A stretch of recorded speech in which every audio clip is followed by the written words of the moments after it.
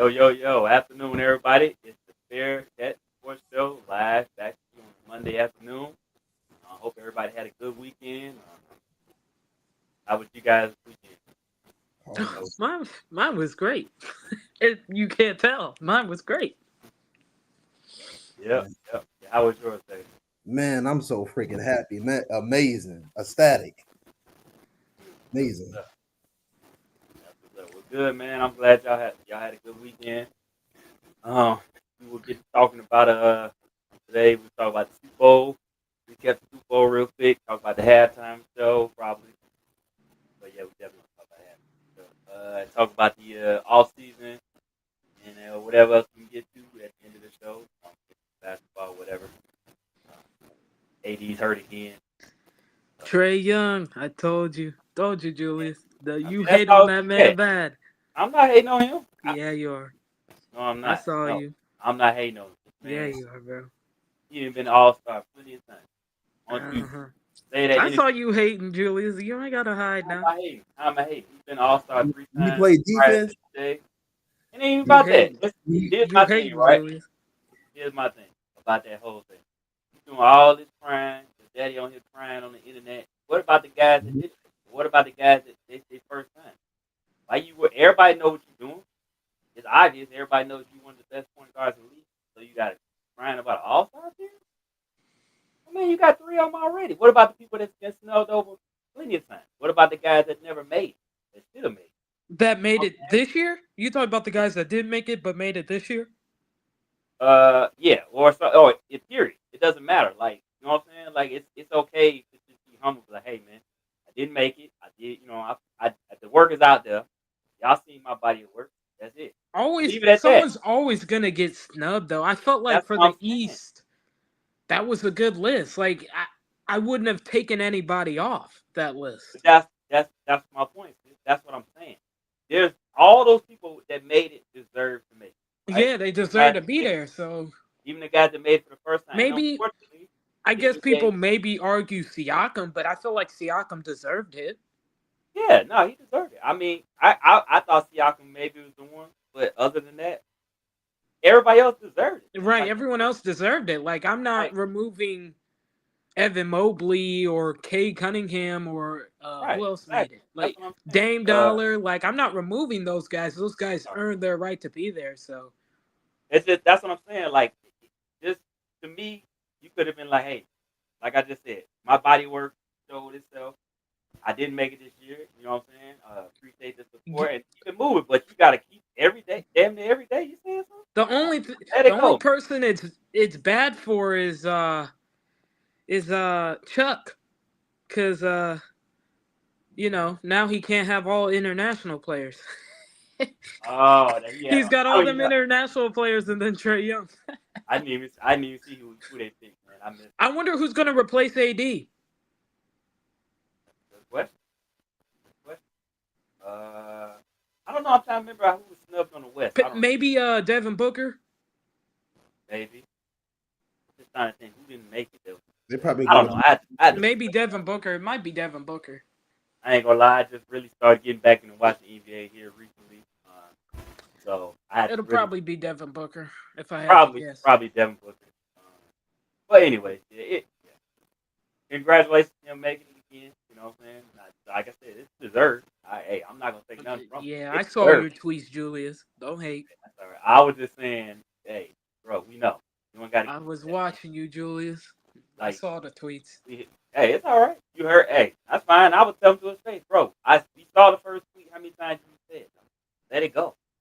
You didn't make it. Oh well. We know what you can do. Well, now he Everybody in made the it because world knows. Giannis is hurt. So, All right, like, come on, man. Hey, just accept He it. but Let it did. that's the keep thing. moving, I man. feel like he complained too early because I'm like, there's always that chance. I'm like, I would never wish injury on anyone, but there's always that chance someone gets hurt, That's and what I'm you're the saying. next man up, right? So And it like, worked and out. you just said it.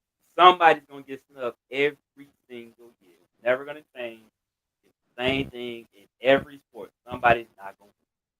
It is what it is. Right. You know what I'm saying? That's all I'm saying. You know, the complaint for the guys that got snubbed. It was years C.J. McCollum should have made it. He didn't make it. Small Crawford didn't make it. But years he should have made it. He didn't make it. They still cool. Like it is what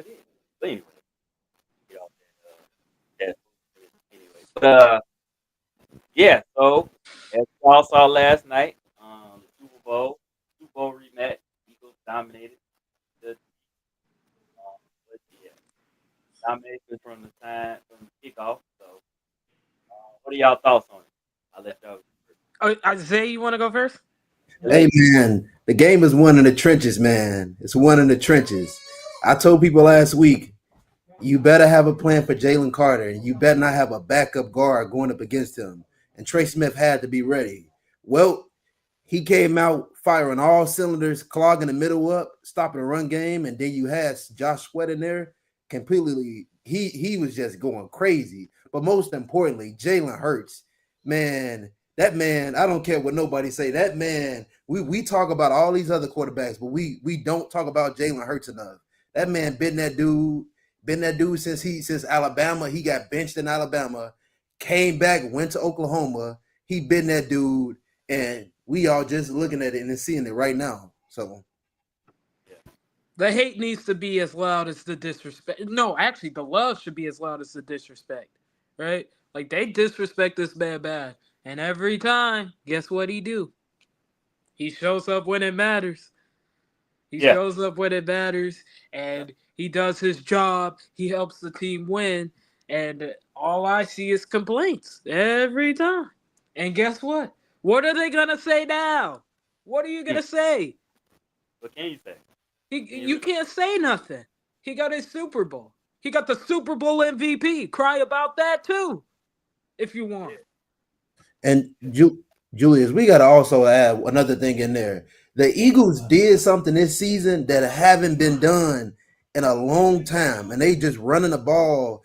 The most important thing, they running the ball on teams, even when teams know they're running the ball. They running the ball at free will. They played the game exactly how the game should be played. Should be They played. played it at If their you want to speed. run the ball, if you able to run the ball efficiently, why put the game on your quarterback hands? They did exactly what the way we want to play the game, and that's running that ball. Everything comes from off the run game. Yeah. Jalen Hurts only threw 22 times. Yep. See, this is what I like, right? I like that.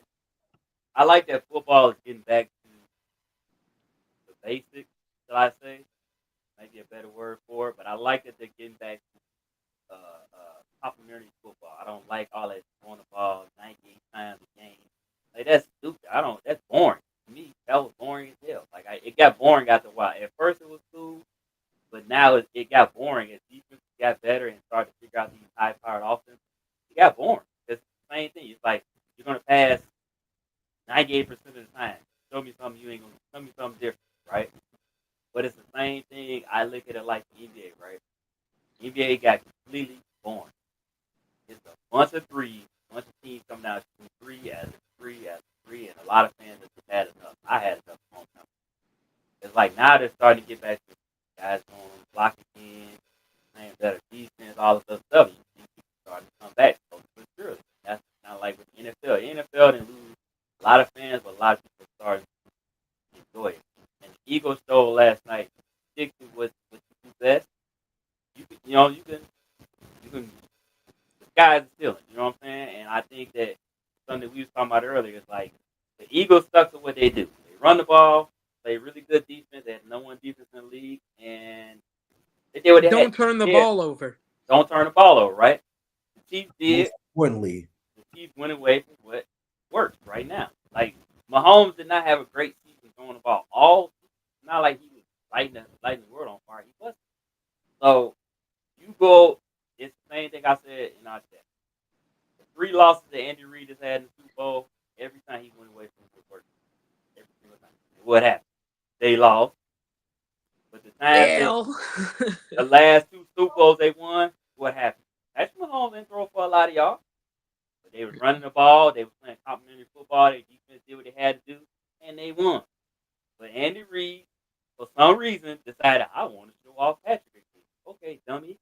That's what happened. Like Run the ball 3 times in the first half. the crazy thing is, right? You look at the Eagles, they had 17 completions and 17 rushing attempts. You know how balanced that is? And Saquon, The Chiefs are selling out for Saquon. Right, Like, they put the let's be for real. clamps on Saquon and still was able to garner 17 So that's what I passing was trying to attempts. say. It's like It's the just Chiefs, while the Eagles was like, all right, we're gonna keep trying and we're gonna keep going, and hopefully he'll break out one and whatever. And he never did. You know, thanks credit to the Chiefs run defense. But it also helped set up their passing offense because you had to honor that.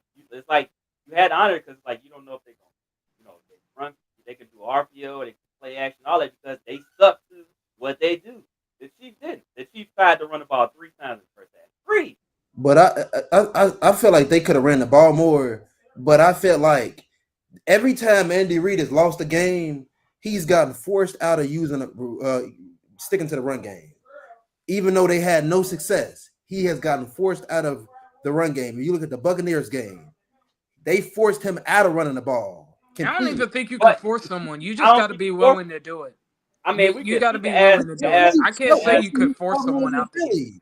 That's part of his because that's I think it's the ego. That's literally Detroit's bread and butter. They run the ball. They don't care. They're gonna keep running it, even if it's not working. That's what Ben Johnson do. Don't let nobody stop him from running the ball. He gonna he gonna keep running the ball. Andy Reid, I like Andy Reid, but they're like they not a team that's gonna run the ball a lot. They a pass first team. He's a pass first coach. Always been a pass first coach. That's what I'm saying. But see, the problem with him is okay. Think about it, right? So there was talk Andy Reid being on Mike close to catching Bill Belichick, greatest coach ever, right? But think about this, right? What did Bill do? What was it, a couple years ago? In a game, he ran the ball 40 times. They threw it 3 times, or 42 times, something like that. They ran 40 times and only threw it 3 times. That was the Buffalo. Reid ain't doing that. He gonna get tired of that, and he gonna go right to a pass because like that's not who he is. He don't. And and look, I love Andy Reid, I do. But there's times, just like last night, he showed us that, yes, I want to pass the ball, and he was stubborn as hell, and he refused. It's like Kareem Hunt was good enough the first 2 games or 3 games of the playoffs, but you decided to get a man 1 carry or 2 or whatever it was. Pacheco touched the ball, 5 times? Julius. No, less than that because Mahomes led the team in carries. What are we doing, with bro? 4. Like they ran the one. What did they do? That one run with Xavier Worthy one time that they ran multiple times. The other games they ran it 1 time. They got come on, dog. They got like 5 yards on 1 attempt, but I feel like they got away from the run game, and then I feel like they was in pass attempts, and then Mahomes kept getting sacked. It was 3rd down and 15, and that's the thing.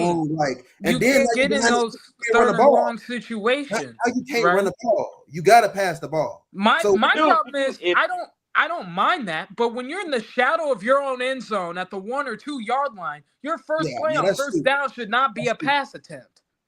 That's stupid. Think about stupid. Think about what happened on the first drive at the halftime. They came out, they marched down the field, they didn't score, but they ran the ball, they had a good drive. They didn't score. The next drive, they come down and went pass. Like you should, literally turn the ball up. I mean, and got it by the second drive, I would have started running because I'm getting Mahomes killed anyway. Right. So why are you trying to pass the ball? How you slow the pass rush up, today? See, the problem is, Julius, they got away from it. That's the reason why when you allow that lead, you can't go back and try to play complimentary football because it's tough. You going off time, like you wasting time. So they put yourself in that situation. But that's what I'm saying. The first half, he should have stuck with it. Yeah, like, who cares if they stuff it? Like, so what? It didn't stop Philly. So go. Like you, right? And the defense will eventually get tired. They will eventually get tired of stopping the run. What do they say? How do you get a defensive lineman tired? They can say go sideline to sideline. They didn't do that, right? Am I wrong? No. Anybody football heads, right? Am I right? Sideline is how you get defensive linemen tired, right? Mm-hmm. Keep doing it. Eventually, them big dudes gonna get tired. And then you can maybe soften them up, maybe not. Who knows? I'm not saying I still think the Eagles would have won because they were playing that grip. But at least the Eagles are the better team. Game. Yeah. You know what I'm saying? You didn't even try. It's like that's my problem. He didn't even try. He just abandoned it completely after the first or second attempt. He just said, "I'm not doing it." Like, come on, dog. But even even they put a formula out there that if you just stop the run game, and you get them out of their element of running the run game, because that's what happened with Andy Reid. They got him out of his element of running the football because he wasn't running the ball a lot, and then when he tried to, and when it wasn't working, he got away from it. And he still didn't use it. But I He would, didn't use it. here's what I'm saying: if it would be different if he tried it more than 3 times. He tried 3 times. Yeah. That's on Because 3 Coach separate T is drives. Coach T is right here. At least keep running. It keeps your Yeah, I defense agree. off the field. I agree. Like even so, think about it. What they I had, agree. then they had like two straight 3-and-outs or something like that. Yeah. Stay up. He should have ran it on one of them. He didn't run it. Like, come on, your defense is tired, bro. You got to give them a break. Yeah. Oh yeah. Like even draw like a running back draw play. Like The Xavier Worthy, that little play when he comes in the backfield, he act like he's going to motion. It comes back. Jet sweep. Yes, they didn't even. I agree. Million ways to run the ball. I agree. I'm saying they didn't even try, bro. That's and to say I agree with you. Did the Eagles deter him from running? Yes. But again, a good coach, a great coach is supposed to be like, I don't care. That's what Nick Sirianni did, and Kellen Moore. They even talked on the broadcast. Yeah. Throw the ball. He had to learn to run the ball, and he stuck with it. And guess what happened? What happened in the second half? Everybody in the world thought they was going to run the ball. First play, what they do? Bomb. Touchdown. Play action bomb. Play action. It ran right past their head. That's the problem. The Eagles, I knew when they went up 24-0, I knew they was going to win this game because I knew that once they got up with that lead, they was going to go for the knockout punch and try to put them away. Right. They will react so hard to the run where they putting all the guys in the box. And then you got AJ Brown and then you got Smith. Those guys they can win man coverage all the time. That's why I was saying prior to the show, they cannot cover that boy AJ Brown. They can't cover that dude. The crazy thing for me is they didn't do their homework on this game. Phillies was the number one pass defense. So why on God's green earth am I coming out my first drive of the game and throwing when they're the number one pass defense in the NFL? You're asking to lose.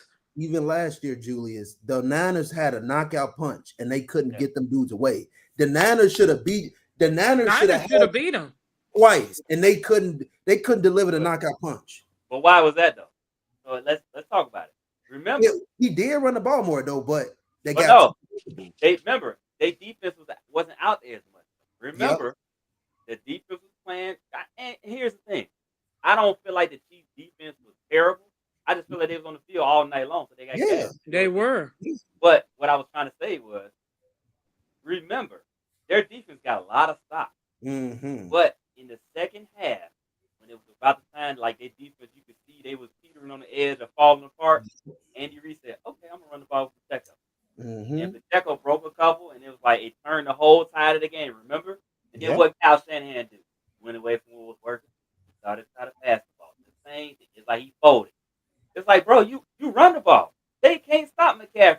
Oh, let me go. Don't worry about it. We gonna fold and try to throw the deep. I feel like you play right into the Chiefs' hand, and that's what happened. I feel like they tried to run the ball more, but I feel like the Chiefs did a good job of stopping them, but they didn't even Kyle just completely went like the passing, like they couldn't even pass the ball. I just feel like they run the ball well, but at the same point in time, when Spagnuolo and he's sending all these nickel blitz and then having Purdy to get the ball out of his hands quick, he couldn't do nothing. That's why you seen Jalen Hurts. Whenever they blitzed on Jalen Hurts got the ball out fast. Whenever Jalen Hurts can get the ball out fast, he's a top 5 quarterback.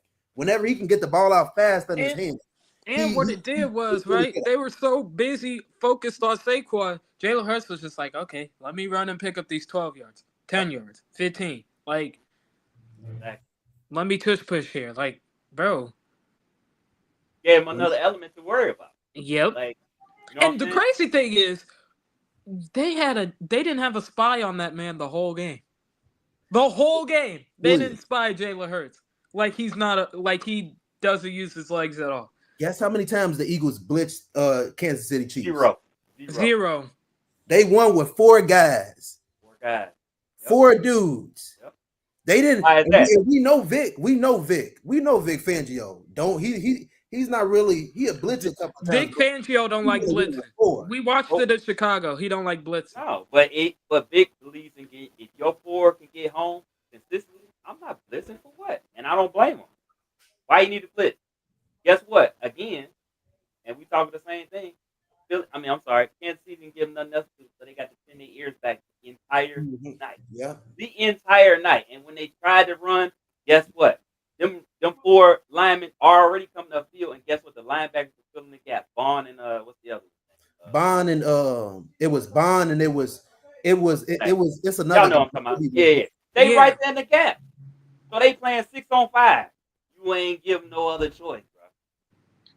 They didn't have to bring a safety down because you ain't even trying to run. So they just falling back in coverage like, okay, go ahead. Julius. Like oh, my bad, at least. No, I was going to say, another thing I put on Kansas City was their offensive line. I put that on them. Terrible. Joe Thuney should have been at left guard. I'm so sorry. But Mike Caliendo was getting cooked the first 3 games of the playoffs. You don't trust DJ Humphrey, who's been in the league God knows how long, like 12 years? You don't trust DJ Humphrey in a game? And this man got like 12 years of experience? He could have been better than – he would have looked better. Like, it at least would have been better than you trying to put Joe Thuney out there at left tackle, which isn't his natural position. Like, that was on you. Because he was getting cooked at left tackle. He's better as a guard. That's why he plays left guard. Yep. Go ahead. Like, when you put him out on the edge, that's when the sacks and stuff come. Like, fired up about that one. Go ahead.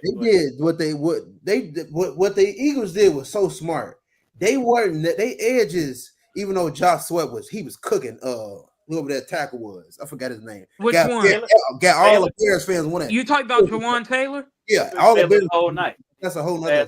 Night. They contained him in the pocket. They weren't necessarily trying to sack him a whole lot. They was trying to collapse the pocket on the edges so that that Jalen Carter and you have Milton Williams who played. He got a Milton Williams. Oh my goodness, that man. That's how you I want that man in a pocket like that. I want that man, Milton Williams. Yes, I do. Yes, I do. The way they played, the way he was dominating that guard, and the way Jalen Carter was having his way on Smith. He was having his way. Them two guys, that it might not show up on the stat sheet, but on the run game, them guys was eating. Nolan Smith, everybody went crazy on him because he was an undersized dude. That man was playing like a big freaking defensive end. He was good news for the rest of the NFL. This is a defensive line heavy draft. Like I said, and like I said, Kansas City's defensive line, they played pretty good. I mean, they did all right. They couldn't get to Jalen, but you gotta look at it. Hold on, sorry. They couldn't get to Jalen because one, remember they moved the pocket. 2, they didn't blitz that often. When they tried to blitz, they messed up. You know the crazy thing is, during that successful drive, I think it was, they were moving Mahomes outside the pocket. They were. Like that one play he had, like that first play, he like rolled out the pocket and threw like this dart to, I think it was Hollywood Brown. Mm-hmm. Yeah. They didn't do enough of that. And they probably should have, considering how bad the offensive line was getting worked. I'm not going to lie, Julius. I think the most important thing when you playing against Spags and his defense is to have a running back that can pass protect. I think that's so important. Having a good offensive line, obviously, but having a running back that can pass protect. Because Saquon Barkley, he stood in there and he delivered some good shots to keep them linebackers off of Jalen Hurts. You gotta have a running back. Their offensive line is elite. Oh yeah, their offensive line. Their offensive line's elite. They disgusting. Like it was. I was sitting there like, I'm like, dang, Jalen Hurts could call his mom, his dad, his fiance, whoever else he wants to call. Like he's just standing back there having a good time. I'm like, he could eat a sandwich if he want to. We're gonna bring. Like, he was living his best life. Actually, whenever he get on. That pocket was clean. They had. Yeah, they had it. Oh, there they go. So we got 2 special guests. They both get like, hey, send the link. That man Coach was B and Steve-O, our family. on, Yo, y'all. Yo, What's the word? yo. what's the word? What's up, man? What's up? What's up with y'all? How y'all doing, What man? up, coach? Shit, besides being sick, What I'm up, alright. Big Steve-O? Bro, I know that Coach feeling. T, what's the It's word? flu season. Get your Yeah, Bro, man. shots, bro. I had COVID last week. I don't know what the hell I Nope. had now.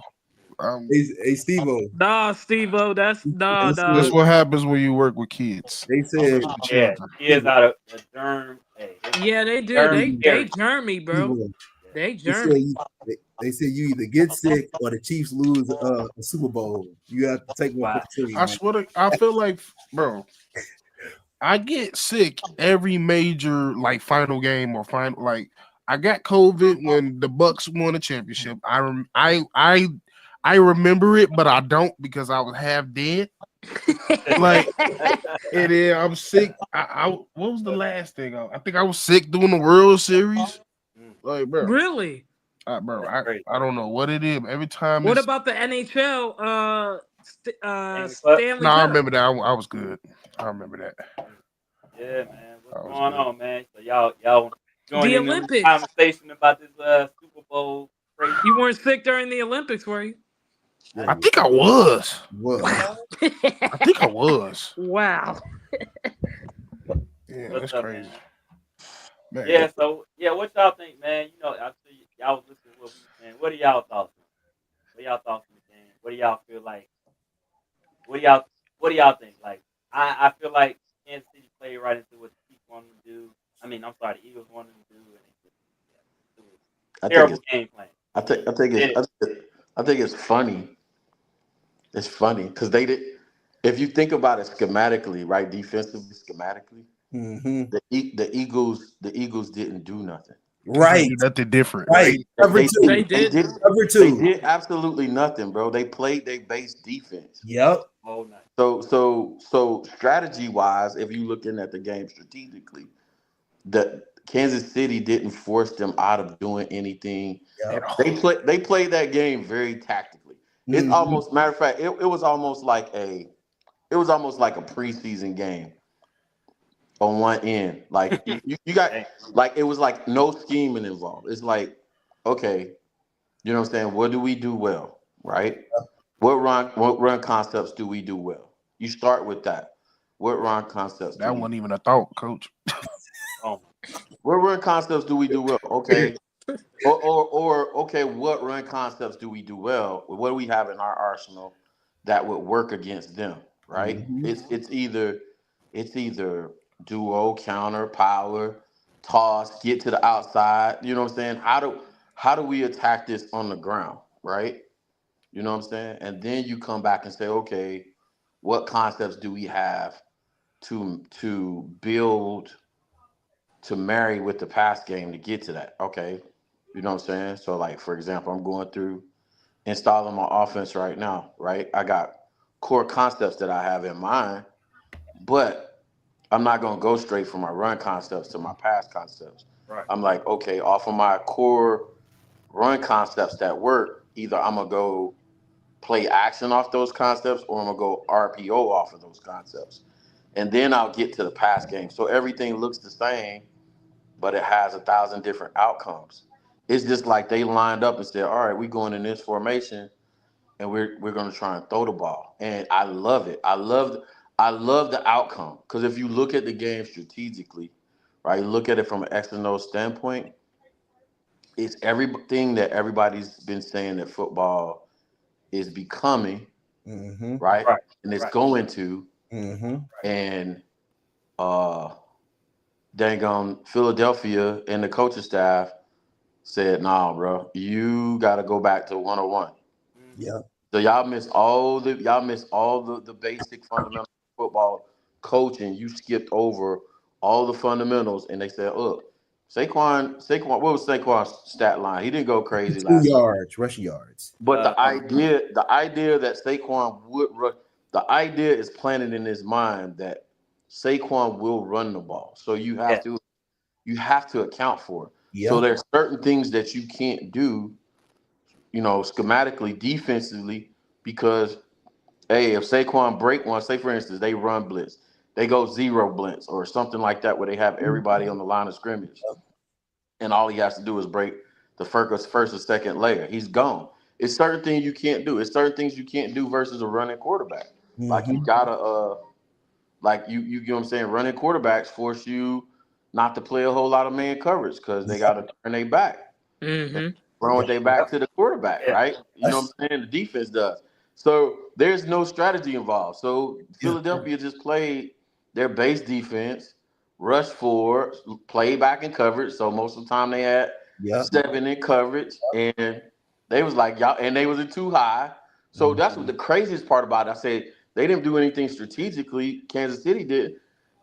Philadelphia was in too high most of the night. Yep. Oh, damn the whole night. Yeah. Why you didn't run the ball? Was it cover 2? Covered through the whole night. It was in some even number coverage. Yeah. That's why I said. That's why I was confused. They didn't run the ball either. And the crazy part is Pacheco runs the ball. Pacheco runs the ball so hard. So he's not Saquon, but probably after about 5 carries, it would have planted the seed that this dude runs the ball hard. Like, so we need to account for that. Yeah, that's what I'm saying. That's what I was trying to and see that. So me and Zay was going back and forth, and that's all I was saying. I don't care what Philadelphia was trying to do. Saquon Barkley rushed 25 times for 57 yards. Exactly. Hey, I went back. What? They said we running this. I don't care what defense you play. He is running the ball. Kansas City said, nope. He's finna throw the ball. How many times did Billy throw the ball? I think 32 times. I went back and studied 32 times. I went back and studied Kevin, what's his name? Kevin O'Connell in Minnesota. Yeah. He got coach of the year, right? Yeah. It's probably the most overrated coach of the year award after breaking his team down for 2 games in film. That's probably given out. If you watch Kevin O'Connell's, his passing game, his passing concepts aren't that great. You like, because I studied him because I'm like, how does this dude get so much production out of so many different quarterbacks? They come into his system and they're still productive. I want to see what he's doing. The one thing that Kevin O'Connell, I give him credit for, and it's the most overlooked thing. This dude will run toss. He don't care how many times it's successful. Yeah. It will get stopped for -5 yards, -3 yards, -1. He's going to run the toss play either way. He's going to make you run sideline to sideline. He's going to make you force you to respect the run, whether it's successful or not. And then that's what helps his passing concepts open up. He's not good at run concepts whatsoever. Like, I was like, man, this is like run-wise, it's like watching Matt Nagy. Like, it's terrible. But his pass concepts are so good, and he commits to the run so much that you like, damn, as a defensive coordinator, you like, damn, the one time, if I don't account for that, if I get caught slipping, he gonna do something crazy, man. It's just this Super Bowl could have been, because it was so lopsided schematically, this Super Bowl could have been terrible. It could have been a 65-0 type blowout. Yeah. Literally, because Andy didn't address or change. You know what the first thing I did when the game ended? I went to go watch that Tampa Bay Super Bowl. Yeah. And it was the same thing. He didn't run. You did not run the ball. Yeah, what did I say in the group chat? What did I say? Did I run the ball? And the one thing you got to do, if you're getting pressure up the wazoo with just 4, you got multiple running back. P-Ron can pound that rock. 3 of them. 3 of them. You got 3 of them. I forgot Hunt. You telling me you got Kareem Hunt, Isaiah Pacheco, and Samaje P-Ron, and you didn't use them at all? No. Quite literally, the most running yards that you got was from your quarterback? Yep. Right. He's worthy, too. That's terrible, man. Along with you. Like, bro, it's like Philly Andy all over again. Like, he just, one thing about Andy, he don't learn from his mistakes. It's like he don't watch film, because no way he did. After that Super Bowl and the way they got their ass whooped by Tom Brady, he should have never allowed that to happen again. But you know what I say? I think it's ego, though. I think it's ego.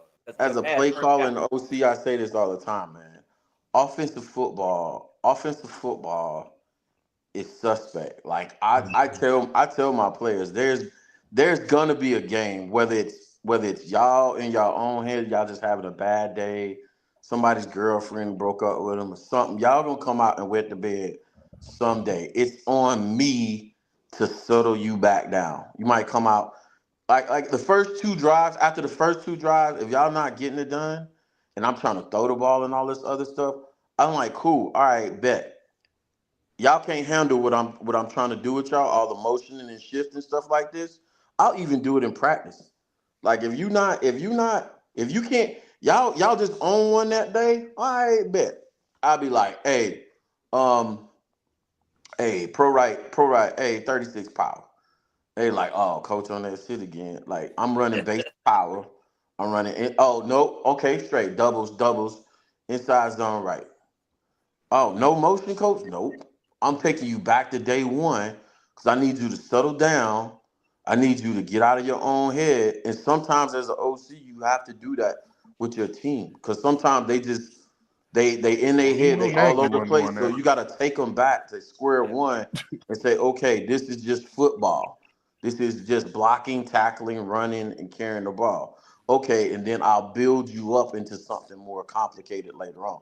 And then that's how you help your defense out too. So by the second of drive, if you ain't scored no points or move the ball, by your third drive, it's automatic. It's already shooting. All But right, boom. that's my thing, coach. If you watched it, I'm glad you said that because after that pick six, I'm Mm. sitting here waiting like, all right, Nagy or Andy, one of y'all got to start getting back to the basics and settle them down. I But they think they go did out it. there I think they did it. They did it two. I think they might have did it one drive or one, two drive too late. The first yeah, Yeah, they drive did it. half. They did the First first drive drive out of of the half. yeah. Second half. Yeah. First drive, second I half. was like, oh man. And they it's didn't too late. remember. It was Yeah, too last late. It was That's what 30-0. I was saying. because Like, it moved from this is a strategic move for me to yep. pull the offense to now I'm just coaching with my butt tight. And that's a Mhm. difference. Yeah. That's a difference. Now you scared. Now you scared to call anything because nothing's working. And you Yep. can't It play. Because wasn't I'm gonna tell nothing you right working. now, The pass was working. worst case scenario, and this is what I don't get. Worst case scenario, I'm gonna come out in some kind of 12 personnel formation. I'm gonna run it. I'm gonna run it and force you out of. Again, it was no Well, strategy. Nagy, This It drives me. that's not in This, Nagy's repertoire. this drives me Boy, yeah. crazy about how Either one people of them. like to look at football or coach it. Right? It's too high safety. They sitting in it all night. Somebody was like, I was watching ESPN this morning. Somebody was like, yeah, they didn't have any perimeter threats on Kansas City's team. I'm like, bro, What? y'all got the fastest receiver in the damn NFL. What are you talking about? Yeah, they I'm got talking about And D 12 Hollywood Brown. Hop. personnel. You sitting too high safety. They're respecting worthy speed. All right, boom. I'm gonna run it. I'm gonna run it some shape, form, or fashion. I'm gonna force you out of too high safety. Bro, yeah. Kareem Hunt would have been toting. Man, for real. They Facts. did. Oh, They did real. nothing. They did nothing to force the Eagles out of those two. That's why I was like preseason. They said this motherfucker like this easy. It was easy. That was a glorified scrimmage, bro. That was easy. Bro, It was let a me tell y'all And, glorified. something. and the funny thing was, even when they was running the ball, they was sitting like, oh, you don't think I'm gonna throw it either? Okay, bitch. So, Touch. remember, I think it was the drive after the 6-6. And you could tell they busted tight.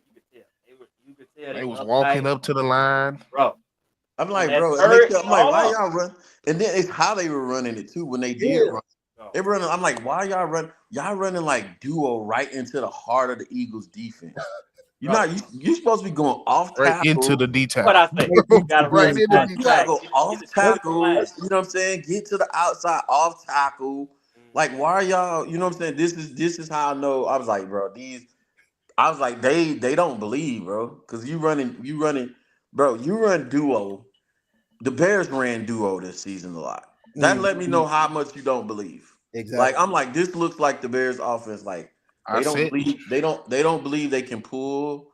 They don't believe they can do anything cool or complicated up front with their blocking scheme. Because that's what you do when you got stud defensive line up there. I'm a wham, I'm a counter, I'm a pull. I'm not finna sit there and take you, you know what I'm saying, block Head you on. head on. Yeah. I'm finna bring people from angles to Yep. block you where you don't see them coming. You know what I'm saying? Wham, something, pin pull, toss, something. Yeah. You know what I'm saying? I'm gonna use your aggression as a defensive line against. Exactly. Yep. You know what I'm saying? Oh, Yeah. Carter's your dude. Yeah. He's Thank playing you. the 3 technique. Bet we gonna trap the 3 technique. We Facts. not finna sit here and try and block him head up. Like Exactly. But that's that's what why. I'm saying. You could tell Kansas City was uptight, and on that play I was about to talk about, before he even hiked the ball, I said, DeAndre Hopkins has a mismatch. I think he had a linebacker. I said, oh my God, Hopkins got the mismatch. I said, oh, this is easy. Why the hell he go to Travis Kelce? He didn't even look at Hopkins. I'm like, bro, Because I knew he was. he ain't look at Hopkins. Hopkins dropped the ball earlier. You remember? But yeah. But it don't matter though. Okay, but Steve-O, if you struggling, right? I mean, Kelsey had dropped the ball before he did. But it's Exactly. also his But fault. you know he He got the went- utmost confidence in Kelsey. I'm You just know. That saying. lets you know though, He right didn't- there. That lets you know when look, people like Kelsey, D Hop dropping the ball. That lets you know. It was. I You was like, know- it's over. It's over. You know immediately as an OC, you know if my playmakers aren't making plays, hey, I need to dial it back. I need to dial it back. Go back to day one. Go back to install day one. All right, boom. Hey man, we're going quick toss right. We're just going with let's just get I'm pulling them in the huddle. Hey man, listen, you don't have to score a touchdown on every play. Just give me 3 yards. Give me 4 yards. I'm gonna run this. Give me 4 yards, and we're gonna build 5,000 from there. cuts. Yeah, I mean, I would just brought that up because he didn't even look.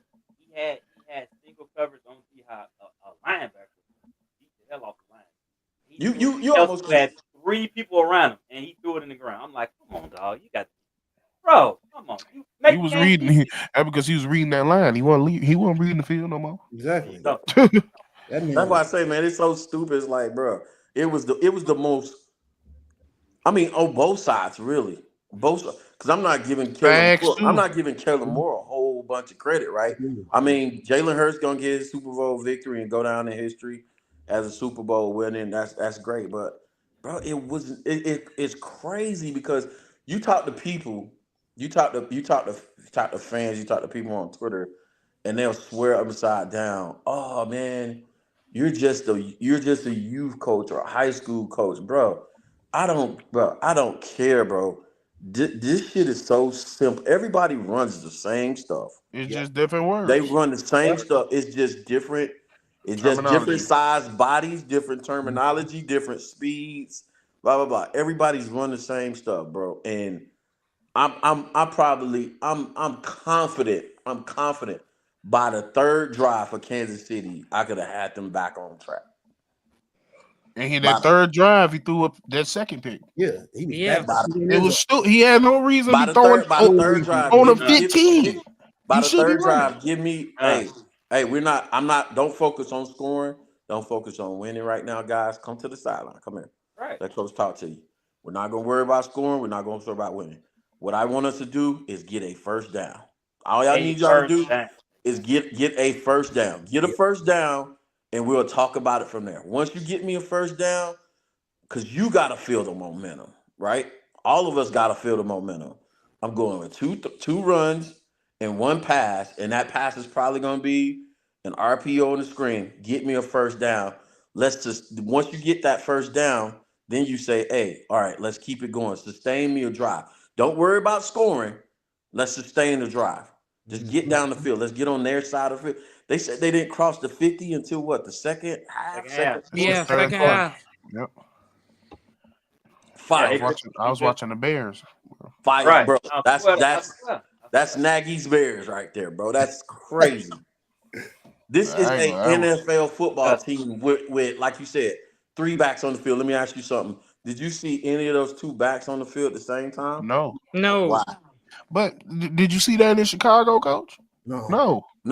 Reason why I say that right. So watch this. If you just have your 2 backs in the backfield at the same time and you flare them out to the flats, right? What coverage can you play when you flare your running backs out to the flats?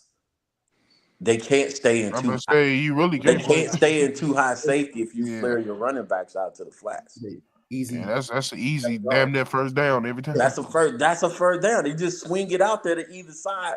And what's it going to force them to do? They can stay back in too high safety, but eventually they're going to be like, oh, if they're going to play 2 running backs, then and they're gonna flare him out to the flats. I'm gonna have to add a skill position player to the box. Yep. I was sitting here watching this stuff, and I was sitting here like, bro, that offensive genius shit is going out the door. Yeah. That It is. I don't, Like, bro. I'm sitting here like, as It's young look- as Sean McVay, I think Sean McVay would have called a way better game Me than too. that. Yep. Heck yeah. You talking about? Yeah, heck yeah. Yeah. Tom McVay would have. He would say, "All right, I'm Ain't no way Sean McVay's finna sit here and be like, yeah, we finna keep throwing this bitch. No, Two- he would have But changed. you something. think about it though. You ain't Who gonna check the flats though. you think about it though? Who in Andy's tree's been successful long term? None. None.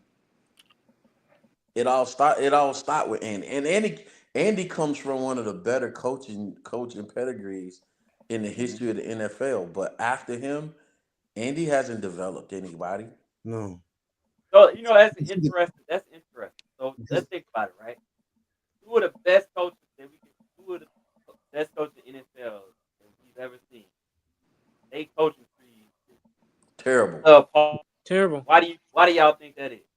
Because it's almost, I feel like it's almost with the same vein Yeah. why like great athletes and great players under whatever sport they're in, that's why their sons can't be as good as them. Because how the hell is LeBron going to teach you how to be 6'9" and a freak athlete? Yeah. Facts. That's why I think like some of these, like a Bill Belichick has a grind and a mind like nobody else. Correct. If you don't have that same grind in mind, you're never going to be a Bill Belichick. Yeah. Josh McDaniels can only dream of being a Bill Belichick. I feel like it's kind of what these guys are what they being taught, what they're around, and even Andy himself, he's not really a run first head Never has coach. been. He's a pass first. That's the reason why. Yeah, he come out of that West Coast system. He Don't got comes a out job. of the Bill Walsh system. Yeah. So you don't. So okay, go ahead, T. And I think from a coaching standpoint, I think it's from a lack of they don't.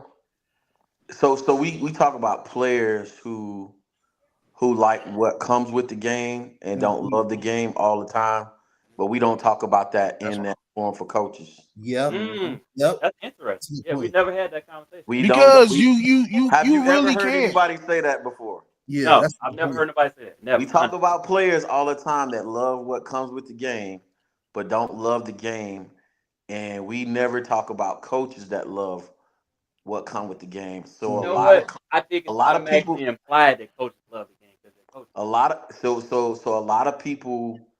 lot of people get into coaching for the wrong reasons. Yeah. A lot of people love what comes with the game as a coach, but they don't love the actual game. They don't they don't love the players themselves. Yep. They don't look at it as a bigger, larger responsibility than just winning games, number one.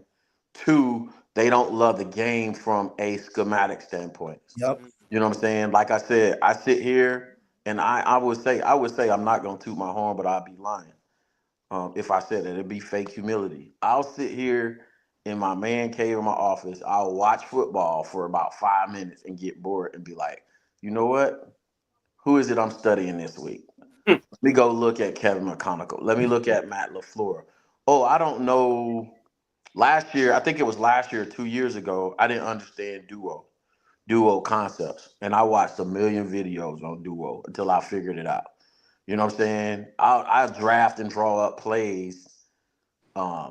Like it's like or watch this. When I'm not doing that, I play chess, right? It's the gamesmanship of it. And a lot of people they don't get into it like that. They're out there like here's the other part. The other part they do it for. They do it for the glory. They do it for, you ever seen somebody that just they like the limelight, but they don't necessarily want to do the work that comes with the limelight. This is what I feel the coaching, what's going on with the coaching. Matter of fact, we dealing with that right now. And it's not just the young dudes either. We can't pin it on young coaches either, because there's Yeah. some older coaches out there that they want the limelight, but they don't want to. They don't want to put in the work. Mm. We asked all our coaches this year. We said, "Hey, if you're a coordinator, we need a you need a power. You need to do a PowerPoint presentation to present your offense, defense, and or special team." Bro, you know how much crying and moaning we heard.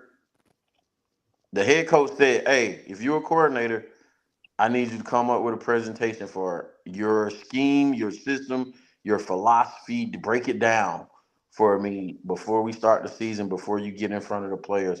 I want to know you know what the hell you talking about." And people were like, if you really love coaching like that, like shit, I got it, no problem. Yeah. I got you. I like bet. Shit, knocked out 15 by myself. You know what I'm saying? Knocked out about 15 to 18 slides by myself. My assistants, I was like, hey, give me 3 or 4 slides for your position. I got it from there. They don't love it like that, dog. And that's why we suffering. The NFL is suffering, college, high school, and don't even get me down to youth football, middle school, youth, and below. Oh, Yeah. go Yeah. ahead. Go ahead, Elise. Like you got something you want to say. Go ahead. You said what? I was saying, AJ, go ahead. You want to chime in? Or you just... Oh, I I can was see that. listening. I can see that because if you think about it, right? Like to me, I feel like there's not enough teachers that's coaching, right? So there's not enough people that are teaching what they know. They just keep it to themselves. But also, you mentioned something about the coaches and people loving it. Like I feel like the difference between like a Reed and a Belichick is Belichick loves the game so much that he don't care about it. He'll bench his star cornerback in the Super Bowl because Hell yeah. whatever reason. Like he didn't say what reason was, but the man benched Malcolm Butler You know in what? the Super Bowl and I had no qualms about it. And Malcolm Butler said, "I'm cool with it." So I can apparently, identify with that. I can like, identify with that. Your system is so great. We just did this we did introduction to the offense last Monday, right? This presentation I'm talking about that I got to put in front of the offense. One of the last things I told players, I said, "Listen, I believe in my shit. I know my shit. This system is the star. Here, there are no stars in this room. So if you got allures of grandeur and you have wet dreams about dancing in the end zone, about scoring stuff, we gonna have fun and all that stuff. We gonna have fun. But if you think you're gonna be the man walking around the school, and everybody's gonna bow down and worship you because you're the man and we can't play without you, forget about it. The system is the star here. If you don't think that I can modify this offense and run it without you and still put up major points, you ain't lost your damn mind. I will run the damn wing T and we will put up points. Yeah, but that I feel like that's the difference between. I'm sorry, go ahead, say. no, you can go, Julius. My bad. I was just gonna say, but that's the difference between a person that loves the coach that really has a passion for the game, and then there's people like you said trying to get their time.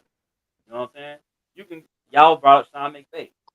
Sean McVay put anybody in his offense, and they're gonna produce. It don't matter. He didn't change out his running back how many times? A bunch of damn times, and they still able to run the ball. Yeah, Stafford's gonna throw the ball, but that's what Stafford's been doing his whole career. So he's not gonna deviate from that too often. But he's also gonna. He's like, well, Stafford, I ain't gonna let you throw this ball 45 times. It's gonna come down to like 38. Because I'm gonna get my running back in there 7 times. We're gonna get this run, so it ain't. You know what I'm saying? To try to balance it out, and I like that because he's like, I don't care. My offense gonna work whoever's back. I don't give a damn who it is. I'll say this one more reason too. There's too many specialists. Mm. Mm. There's too many Yeah. specialists in the coaching profession, meaning Yeah. okay, I came up in this tree, and so this is all I know and all I do. So again, it actually almost kind of compromises the coaching profession. For example, I said this. Six games into his successful season in Chicago. I was like, this dude can't coach, Nagy. Yeah. This dude can't coach. Even when he was on this run, I'm like, this dude can't coach. All he Yeah. knows is I said this, probably my first days on Twitter or YouTube. I said he must have copied and pasted Andy Reid's playbook. He knows his plays, but he doesn't know his system. He doesn't know the concepts, right? So I know a bunch of people. I know a bunch of people that can run power or they can run counter, but they don't know the concept behind it. They don't know why they're doing it. And so you become a system guy. And so you say, hey, let me get my Tariq Hill. And so we got, what's your name? What's his name? We got Xavier Worthy. No, the little scat back we had. Tariq Cohen. We got Tariq Cohen. Yeah. See what I'm saying? So now I'm drafting to that system and trying to mimic and copycat those type players versus me coming in and just saying, all right, what ingredients do I got? All right, bet, let me cook. No, that's why Coach.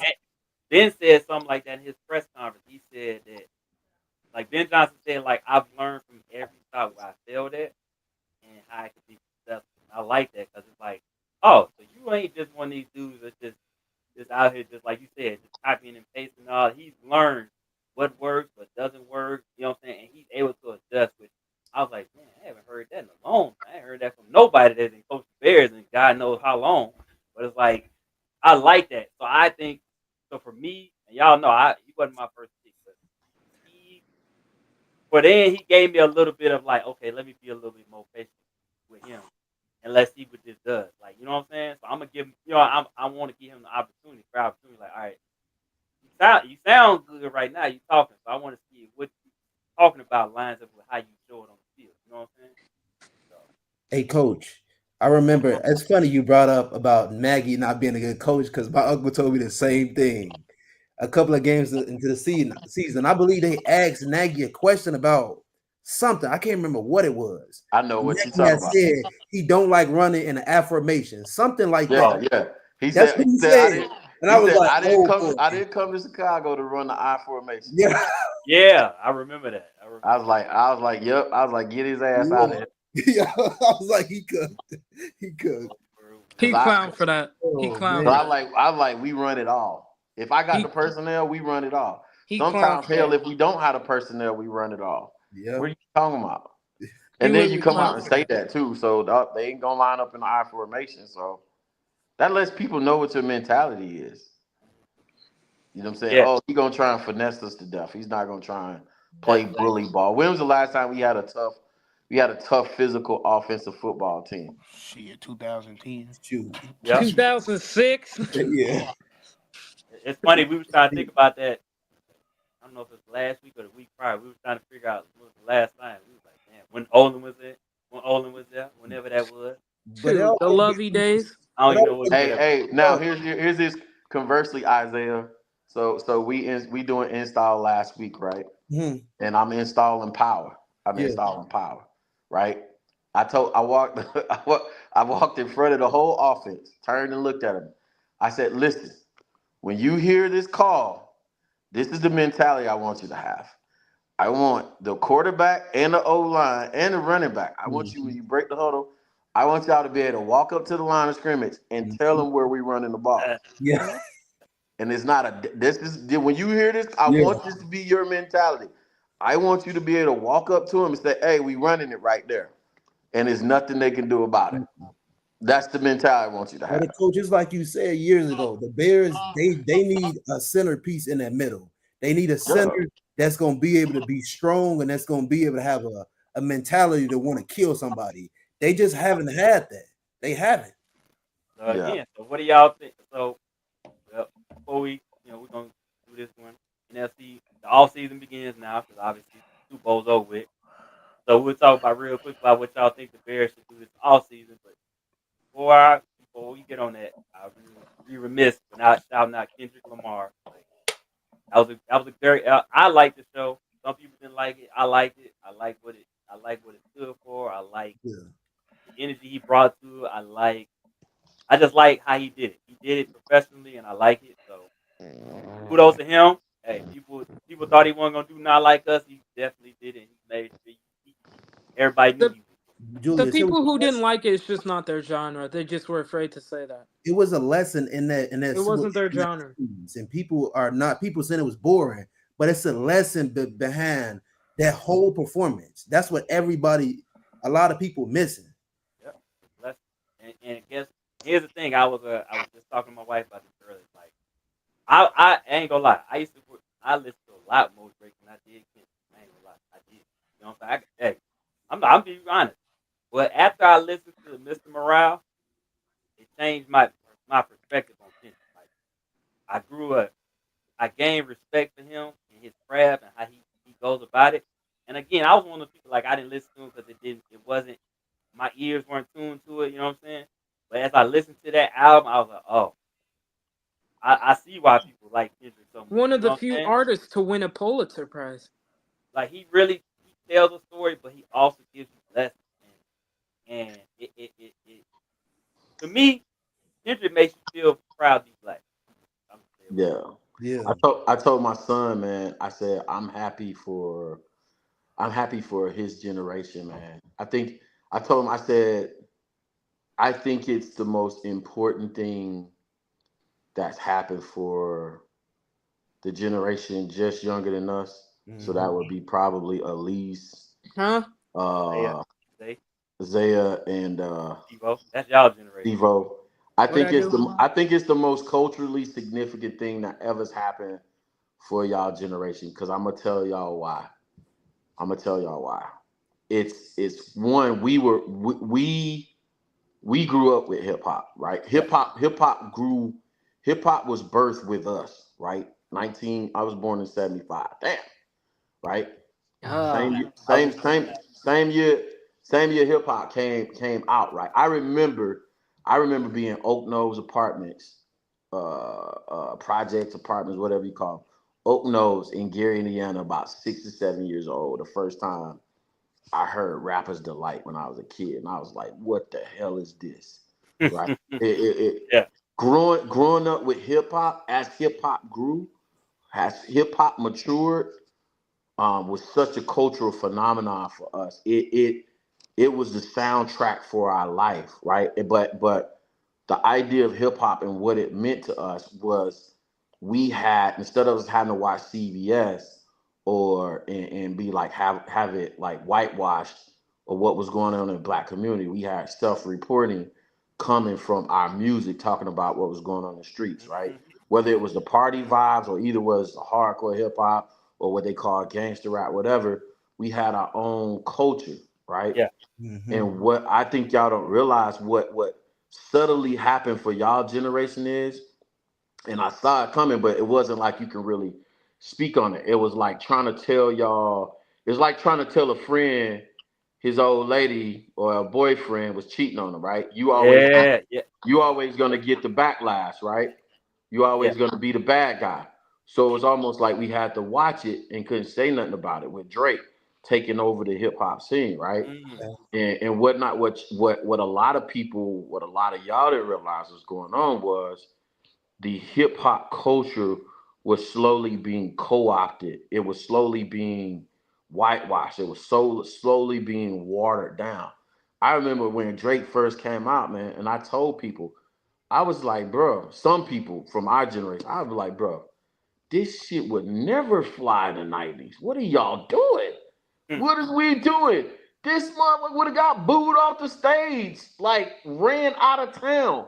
What is the culture coming to, right? And so even he said it in the performance last night. He said even the symbolism in the graphics, he talked about the cultural divide, Mhm. right? Yep. And if you see what's going on right now, some of y'all generation woke up, but a whole nother, including some of my kids, they on the other side of it because they don't understand. They don't understand they not like us and what that Mm. means Mhm. to the culture. Meaning, in order for you to empathize with, I'm gonna say it how it is. For you to empathize with niggas, and I mean niggas in the most respectful way, almost like in a black activist type of way. For you to identify with us, and what we've gone through with a people, there's certain experiences that you have to have had Right. or, Right. or be connected to or close to for you to empathize for us for in order for you to respect the principles that come from our culture. You know what I'm saying? And I thought about this while I was making my breakfast. I'm gonna land my plane.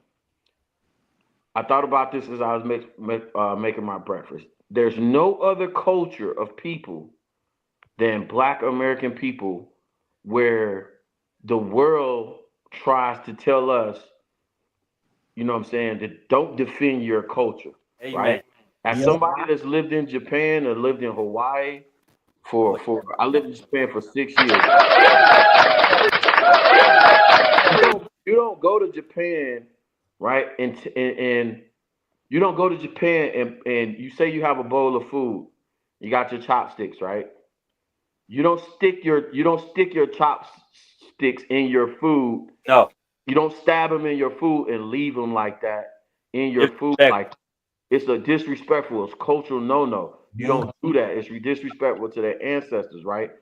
And we've been a African American, a Black culture, a hip hop culture long enough to have established principles and no-nos and things you don't do in our culture, and yet and still even some of us, part of us, will allow other cultures to come in and disrespect our culture. Yeah. Our elders, and we don't say nothing. We cool with it. You know what I'm saying? Mm-hmm. And it's almost like yeah, we hear y'all, but whatever. You know what I'm saying?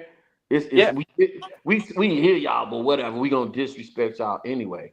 You know what I'm saying? Like it'll be a small rule. Like they don't get it. They don't get it. We can say each other. We can say nigga to each other, but they don't get why they can't. Yeah. You know what I'm saying? So I'm happy for you. I'm happy that the culture divide is happening. We not there yet. Y'all, I'll say it for y'all. Y'all not there yet. Cause it's cemented in us, but y'all not there yet. But at least the war is going on to pull and gather the culture back. And it don't have to be, watch this. I'll say this. It doesn't have to be it doesn't have to be what you fight for doesn't have to be degenerate culture because we don't agree with that. Like we don't agree with gang banging and we don't agree with just doing all that. you know, we don't agree with drilling for the sake of drilling and killing your own people and all that other stuff. We got a long way to go in those areas. But we do agree with fending for your people, fighting for your people, fighting for what's right. We do agree with protecting our cultural food delicacies and our sacred days that we celebrate as a culture, our sayings. You know what I'm saying? I don't care if it's God is good all the time. I don't care what certain things we hold on to. We agree with defending that with your everything you got in you. Yeah. So y'all got to decide how y'all want to carry this thing forward. Yeah. Y'all got to decide, you know, what it's gonna be. You know what I'm saying? And I love young people, man. I got a gang of them. Y'all got to decide what y'all want, man. Y'all fighting for y'all lives, literally. I mean, $3,000 in rent, like crazy. Ridiculous. Y'all fighting for y'all. Y'all don't. I mean, the American dream is not even like a real Reasonable. reality. A That ain't mortgage. reasonable. What is a mortgage nowadays? A mortgage is like $4,000 or $5,000. Man, that's crazy. Crazy. Ridiculous, A new car off the lot is what? bro. I looked the other day, man. The 2025 Cadillac Escalade IQ, $110,000. Oh man. Man, that hurt my heart, man. But you talking about something? You talking about something? Let's say in our 30s. You talking about a new Cadillac off the lot was like, what was it, Julie? About 35, 37. Bro, I Yeah, remember you said 35. That's a new Camry. Bro, I remember So I remember back in Uh, 03, oh four, this kid, he had got an Escalade. His parents had bought him Escalade. Fully loaded, I think he said they paid 46, maybe A 50. fully loaded Fully Escalade is loaded, bro. 46. A fully loaded Escalade is probably 110. Hey, he had So 20. so so He this is had what we 24s telling y'all. on it. He They had trying to 24s. normalize this for y'all. They trying to normalize $100,000 Tesla. Correct. Like that, bro. And Just for it to blow up. you talk to any financial guru, and Julius know how we do around Talk about all every finances week. around here. You talk to any, my wife is a financial juggernaut. You talk to any financial guru, they will tell you the number one way that most households are in poverty is not their mortgage, it's what they're paying for vehicles. Yeah, yeah, absolutely. I 100% agree. 100%, yeah. I mean, yeah. 100% agree. Because if you think about it, yes, it can be. Yeah, yeah. Yeah. I'll just say yes. I Obviously, don't I'm know gonna how we tell all got my on this, business, man, but but that's stuff that stuff I love, man. I That's real. love the culture, man. I love it all, bro. you good. That's real. But nah, it's Oh, good. by the way, black running quarterbacks that run the ball can't win the Super Bowl. I'm just saying.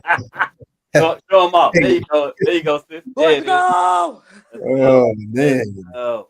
Let's go. So what do y'all? Okay, so we'll do this real quick. So NFL off season begins. I got a question. So go ahead. What? I got a question for Coach. Sorry, Julius. What do you think about that center from the Falcons? We will get to No, that. That's what the Yeah. off season begins is for. You But go asked ahead. me. You can kick it off. I'm asking him what do we think about it? Do we Don't think so I Commanders- answer the question like this. Don't ask me no questions about prospects, scouting. The person you need to be talking to is on your screen to the right, because I'm gonna tell you, I'm Or so Steve-O at the bottom. Steve-O at the Julius will bottom. tell you I'm so busy with my team, bro. I don't pay attention to nothing. No, he been lying. Me and him. It's funny because we talk. Everybody knows. Me and him talk at least 3 times a week at least, Yeah. and we talk about everything. But it's like it's funny because it's like he has to remind me sometimes. Like, hey man, I'm just focused on me. I go, all right, because I be me and y'all know this. I've said this. I'm trying to learn, but I had to adjust because I like he really ain't paying attention to what's going I on. ain't I Yeah, don't be but so I asked him questions, just basic football, so that I can understand it for myself. And then when Elise, Isaiah, Steve-O Mhm. start talking, I know I can be in the conversation, not just sit here like. now You know what I'm saying?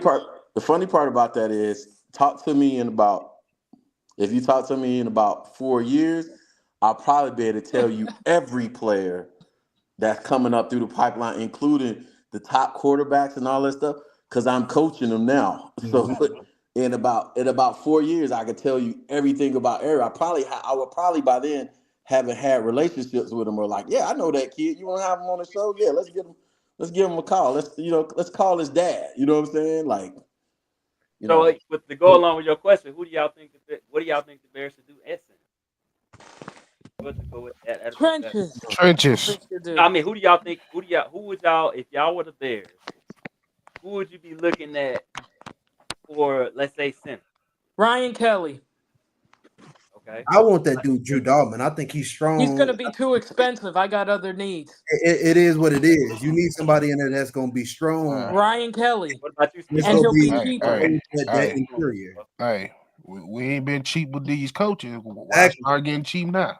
Exactly. Well, Who because you got still then? gotta Who pay you your draft picks and all that mess. who's your pick? I'm not necessarily been looking at anybody outside like other teams. I've just been chilling for the most part. As soon as the season ended, I'm like, all right. Once we got the coaching situation was annoying, we got through that. I'm waiting until we start talking before getting close to draft time before I start looking at shit because I'm sorry, like That's almost in about this 2 year weeks. this Friday, shit it'll be drained 2 the hell weeks. out of me. I'm not gonna lie. You know what's so funny? Me, Elise, and Coach talked about this a long time ago, early in the season, that we weren't gonna let the Bears take the fun out of the game for us. I ain't gonna lie, we stuck They to couldn't that. help it. Like it was like, but see, here's the thing, right? It was hard. I'm not even gonna lie to you. It was hard in the mud. It was. It was times I wanted to sit down and immerse myself in everything Bears, but now it's just like then I started thinking about the off season, last off season. I was like, oh hell no. Nope, I'm not going out. After last offseason, I said, yeah, I'm not doing this every day. And here's the funny part. Hell no. How many influencers, I guess we can say influencers and stuff, talking about they taking a break from Bears Twitter or Bears Nation. Cause all y'all went down that rabbit hole, and then now you like, oh, there's so much. I ain't going down that rabbit hole. Nope. No, I I enjoyed the don't season, think actually. I don't think I went down a rabbit hole. I just got tired. I mean, No, I ain't say you went down. I'm talking about other people. I'm just saying you were like looking over the hole, like, do I want to go down in there? No, I don't know. It's like you was like stuck like that. I had one foot in. me? I'm not One going. foot in the hole, yeah. Season. Like, I had one Because I foot in. wasn't emotionally invested, so I enjoyed the season. I said, be you know honest, what? I'll Julian- watch the games and I'll keep up, but I ain't gonna get emotionally invested. But I can sit there and say that all I want to, but I done told y'all when it comes to stupidity, I'm allergic to that shit. that's what I'm saying. Like I can't help it. I start itching. That's Yeah, the I'm funny not- part. That's the I'm funny not part gonna about sit it, here and right? watch a bad coach that bad just be that stupid. It's like, bro, y'all don't see this shit. Yeah, but I mean, the bad coaching is one thing, but the thing Bad that football too. I wanted to get back to the sideline anyway, but it I thought it was funny. It drove the nail in the coffin in terms of like, you know, let me see these people reaching out to me. No, Like, hey, I man, thought like, it was funny. so there's only so many things. There's only so many times you can be right and have it be dismissed, right? It facts. I mean, And that's true. you realize something, right? It doesn't matter if in the world of media, it doesn't matter if you really know what you're talking about or not. People just want to be entertained. mm-hmm. And so this is not for you. People don't want to know. They don't want real football knowledge. They don't want it. Me and Elise foot stomped. I gotta bring this up. Me and Elise foot stomped. I think Steve-O might have been there too. We foot stomped about Jaden Daniels. And when we start You don't know what you're talking about. We're You not don't looking at know. Jaden. You just hate How Caleb. could you Oh say my he's God. the most pro-ready quarterback? You hate Caleb. Just say that. Like, You Right. just don't like Caleb. You just want to run a quarterback. Yeah, exactly. It's like, bro, okay, so if you want me to look at it objectively, I'll look at it. But you know what I'm gonna do? I'm gonna go to the film, right? So we have an opinion. Oh, hey, I looked at it, and you're not gonna like it, but I'm gonna tell you what I saw anyway. He's the most NFL ready quarterback of the group. And Kev, even one of my coach, Kev said the same thing. And I was like, I don't disagree with you, bro. They came at us. I'm like, all right. Nope. All right. I was doing the show because I was producing. Yep. Steve-O literally said, I don't disagree with you. He said, I'm not saying, and I'm not gonna say word for word, but Steve-O basically said, I'm not saying Caleb isn't ready. I'm just telling you he's not as ready as these other guys. That is almost exactly what he said, and people's all in the comments. You don't know ball. He's like, bro, I ain't saying the man is bad. You just a Justin Fields fan. You just saying that because no. Listen, watch this. And the thing about it it's not just the fact that we were right about Jaden. It was the fact that we were right about Caleb too, because the things he struggled with were exactly the things identified that he would struggle with. I'm like, bro, he doesn't do pure progressions. He doesn't do pure progressions at a high clip. It's like this, right? If you have a resume, you apply for a job, and your resume says, "Oh, you know what I'm saying? I know Excel. Yeah, I know Excel really well, right? I know macros. I know pivot tables. I know all that, right? But this job application says, well, that's cool. That's cool that you know Excel, but the majority of this particular position requires you to know PowerPoint or SQL. Let's say SQL, which is the next level of Excel. It's the next level. You're getting into coding now. And the next level says you got to know SQL. And your resume says, Well, you know the beginning steps of some of the ideas that have to do with SQL, but you don't know SQL like that. And you got this other dude over there to say, oh yeah, I know how to write SQL code. I know the language and everything. I've done it. Not only did I do it, I won a Heisman Trophy doing it. It's on his resume. He did it. We literally, me and Coach T literally sat there and watched 20 minutes of clips and watched this man just 1, 2, 3, 4, 1, 2, 3, 1, 2, 1, 2, 3, 4, And I'm like, he's scanning the field, and I'm like, okay. I'm watching the other dude go, 1, 2, run. 1, 2, run. 1, 2, scramble. 1, 2, scramble. Or 1, 2, step up in the pocket. 6, 7, 8, 9, 10. Take a sack. You know what's crazy? Well, you know what's crazy? I can speak on it. Matter of fact, I'm probably gonna speak on it a lot more now I think about it. I sat right in Mobile across from Kerry Joseph at the dinner table. We had dinner.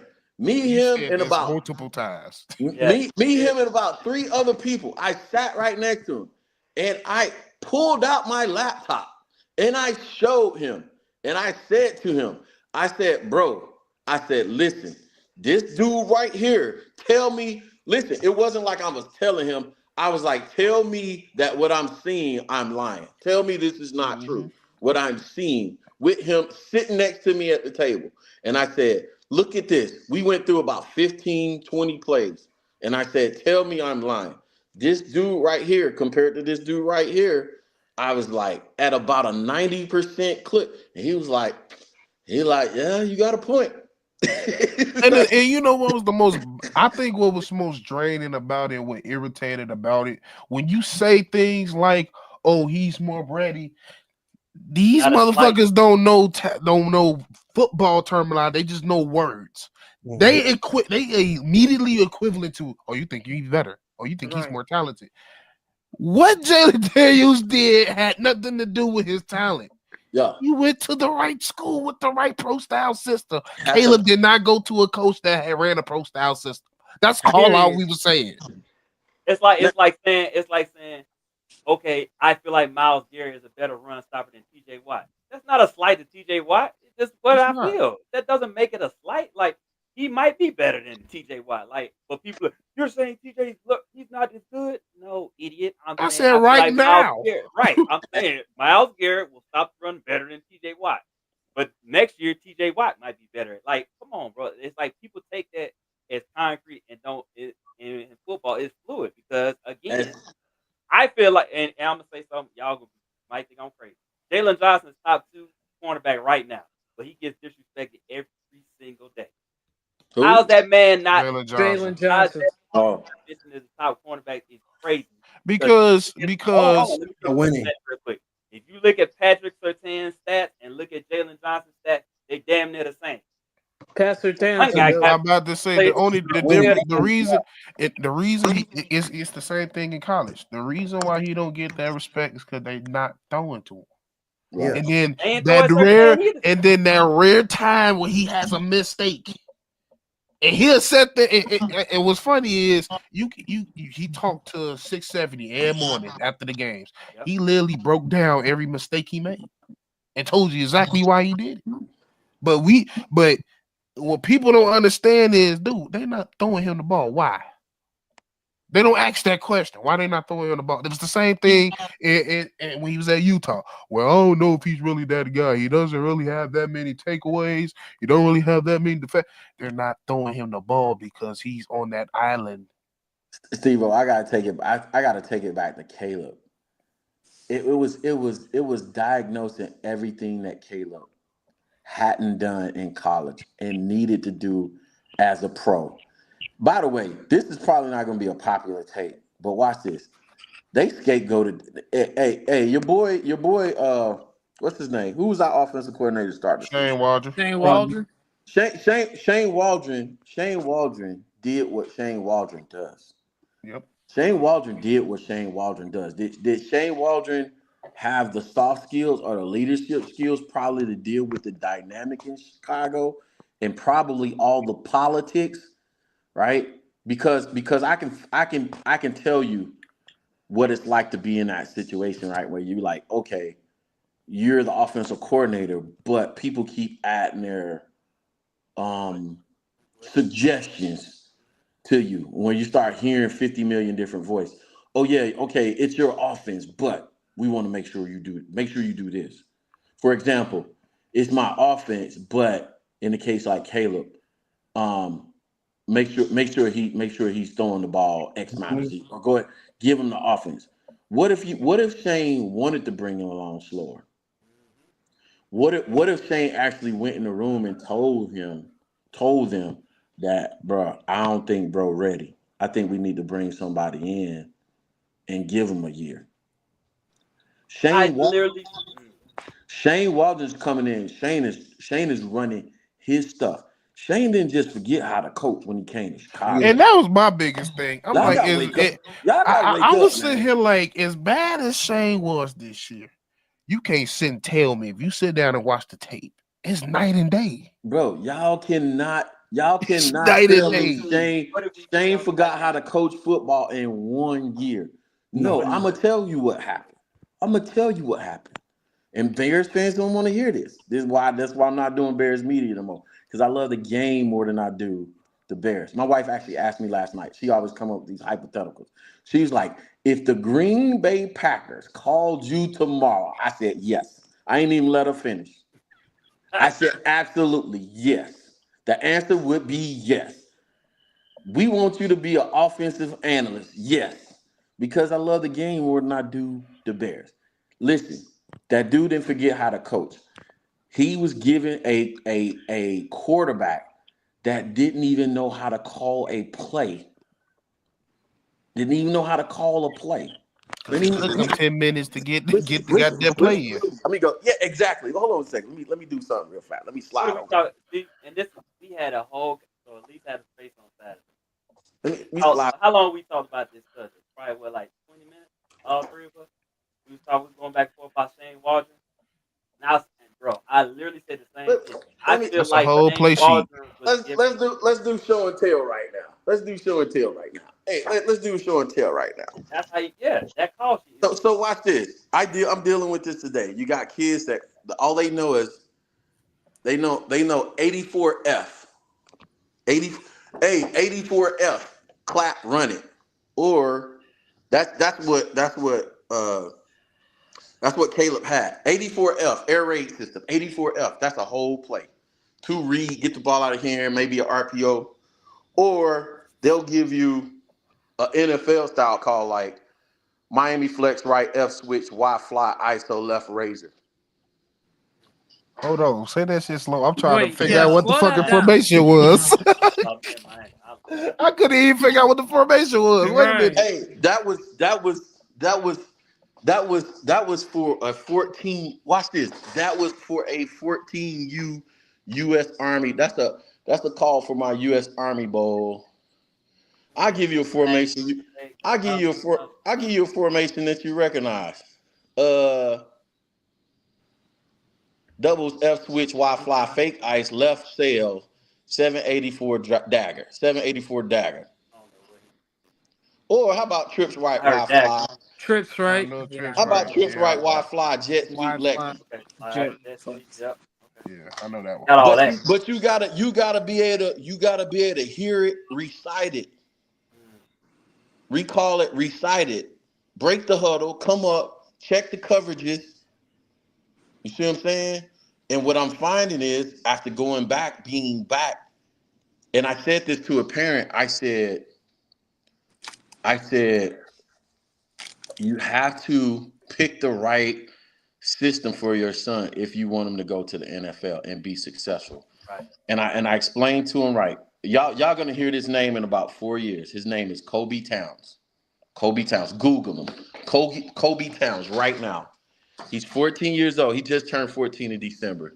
He's 6'3", 190 pounds. He just turned 14 out of Pennsylvania. He's top-rated quarterback in the state of Pennsylvania. I just had him for the U.S. Army Bowl. He's probably going to go to Miami. He look like he in college. What the fuck? Exactly. He probably gonna go to Miami or Ohio State.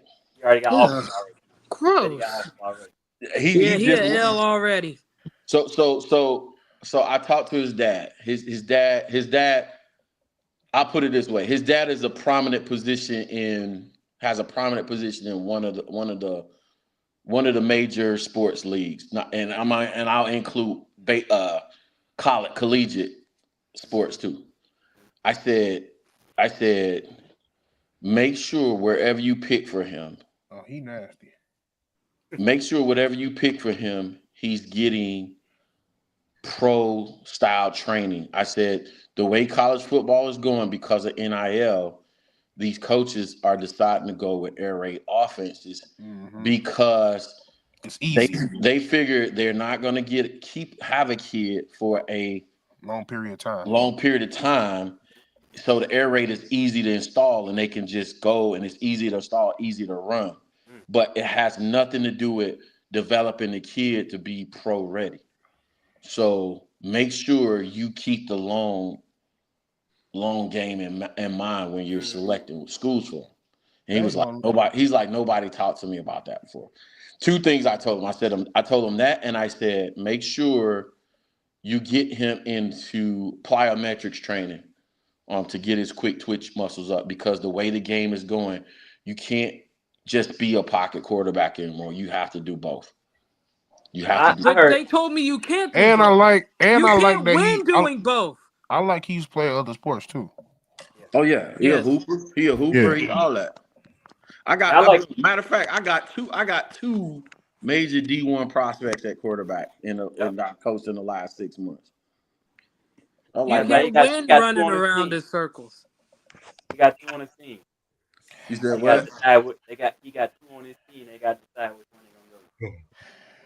Who? That's why I said people like, hey, you just got quarterback, and both of them are really talented. I'm like, hey, they all kids to me. Even I've heard that situation before. Even the ones in the NFL are kids.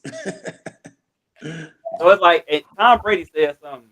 I don't know if I heard it yesterday or probably a couple of days ago, 3 days. I saw he was in an interview and he was like, I want him to be a coach so bad. His superpower was knowing if he got to the line, he knew would know if the play would work. He said he studied so much film, he could tell by the way that the guys moved pre-snap if the play that he called was gonna work. And if it was even crazy. He said, "I'm not even snapping the ball until I know where the ball is going." Exactly. And I was like, you know what? That's so crazy. I'm like, I hope that.